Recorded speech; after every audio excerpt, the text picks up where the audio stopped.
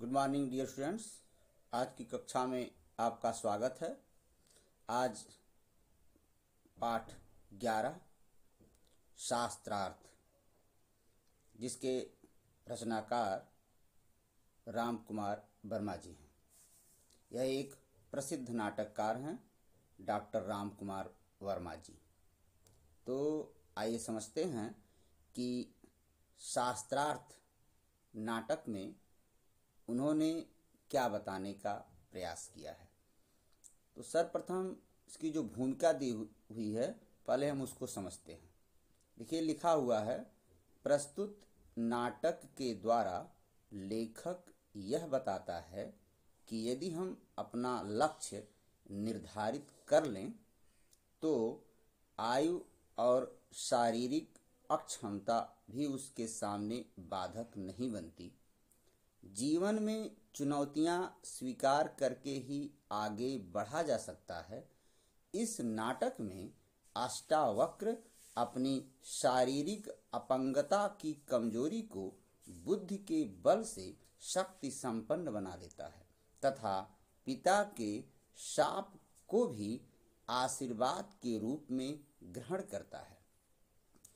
इस भूमिका में यह स्पष्ट किया गया है कि यदि कोई व्यक्ति अपना लक्ष्य निर्धारित कर ले, अपना उद्देश्य निर्धारित कर ले कि मुझे यह कार्य करना है और वह शारीरिक रूप से अक्षम है, कहीं विकलांग है, कहीं और कोई समस्या है, तो उस लक्ष्य के सामने वह विकलांग होना कुछ कर नहीं सकता, क्योंकि उसे अपना लक्ष्य दिखाई पड़ रहा है।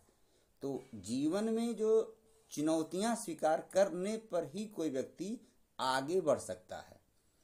यही बात रचनाकार ने इस नाटक में दिखाने का प्रयास किया है। एक पात्र अष्टावक्र जी हैं, जिनके विषय में यह कहा जाता है, शास्त्रों में इस बात का उल्लेख मिलता है कि उनका जो शरीर है वह 8 स्थानों से टेढ़ा है, इसीलिए उनका नाम ही था अष्टावक्र। और उनके पिता का नाम कहोड़ है। नीचे आप ध्यान से पात्र परिचय देख लीजिए।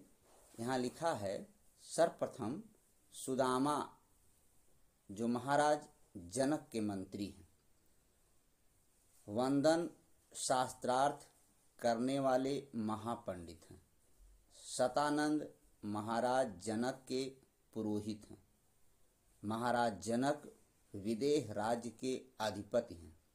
फिर इधर अष्टावक्र एक ब्राह्मण कुमार और कहोड़ अष्टावक्र के पिता, और वहाँ सभासद और प्रहरी भी हैं।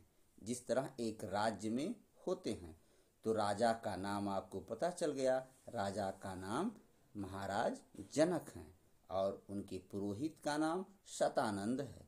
और उस राज्य में एक पंडित जी थे, महापंडित, जो शास्त्रार्थ करते थे लोगों से कि इस सभा में, इस राज्य में कौन सर्वाधिक विद्वान है। उनका नाम था वंदन। और महाराज जनक के जो मंत्री हैं उनका नाम सुदामा। अब नाटक प्रारंभ होता है इन पात्रों के द्वारा। जिस तरह से आप कोई फिल्म देखते हैं उसमें पात्र होते हैं, उसी तरह नाटक किस तरह से आगे बढ़े, तो पात्रों का जो है किस तरह से, किस रूप में वे सामने आते हैं। तो महाराज जनक के बाद सुदामा क्या कह रहे हैं, अपने आसन से उठकर, महाराज विदेह अब आने ही वाले हैं, सभी महानुभाव सावधान हो जाएं।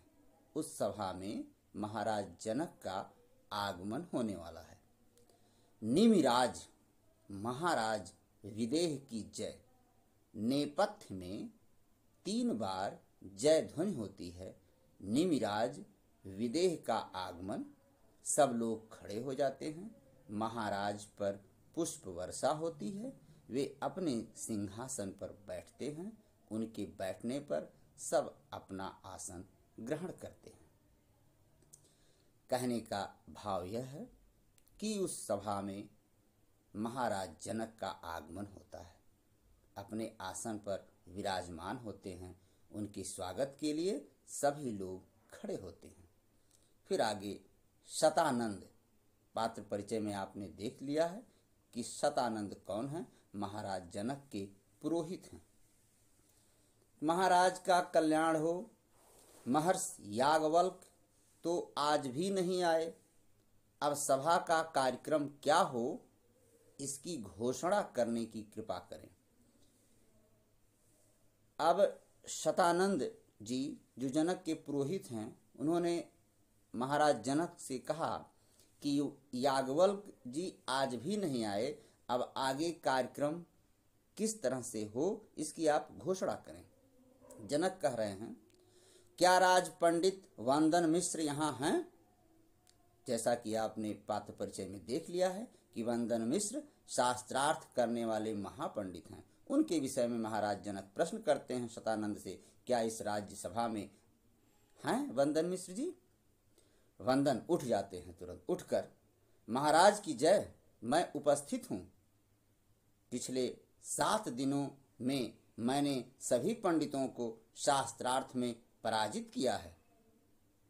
वे हैं ऋषि कौशिक, धर्माचार्य, मुदगल, कहोड़, पुरंजय, निदाघ और लोमस। इस शास्त्रार्थ के नियमानुसार वे सभी पराजित होने पर नदी में डुबो दिए गए। आज संभवतः किसी पंडित का साहस नहीं है कि वह मेरे सामने शास्त्रार्थ के लिए उपस्थित हो।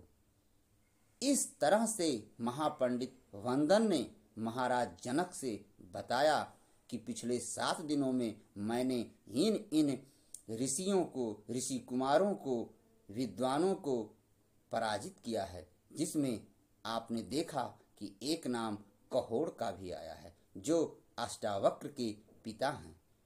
ऐसे सभी लोगों को नदी में डुबो दिया गया है। यह शास्त्रार्थ में पराजित होने वाले की यही सजा थी, उस समय की यह व्यवस्था थी। जनक कह रहे हैं, आप थोड़ी देर प्रतीक्षा करें, मतलब इंतजार करें। संभव है कोई आपको पराजित करने की इच्छा से उपस्थित हो जाए। प्रहरी का प्रवेश। प्रहरी, महाराज की जय, 12 वर्ष का एक बालक आपकी राजसभा में उपस्थित होने की आज्ञा चाहता है। अब यहाँ 12 वर्ष का वह बालक कौन है और किस लिए आज्ञा मांग रहा है, यह सूचना लेकर प्रहरी सभा में पहुंचता है और महाराज को इसकी सूचना देता है।